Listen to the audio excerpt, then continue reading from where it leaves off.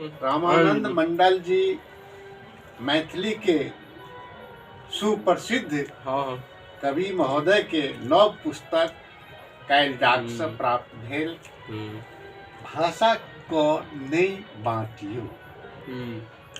एहिमे 99 पृष्ठक कविता मैथिली के में से एक हम चुनलहुँ जे शीर्षक है भाषा के न बाँटियो, पेज 11 पर सुनल जा। भाषा के सरहद में न बाँटियो, मैथिली के बजिका अंगिका में न बाँटियो।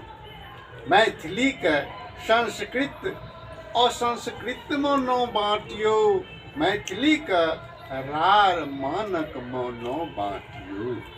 मैथिली के ऊंच नीच में न बाँटियो, मैथिली के बाभन स्वलकन में न बाँटियो। मैथिली के छूत अछूत में न बाँटियो। मिथिला के बजिकांचल अंगिकांचल में न बाँटियो। भाषा के रामा सरहद में न बाँटियो, रामा सरहद में न बाँटियो। भाषा का सरहद में न बाँटियो। धन्यवाद।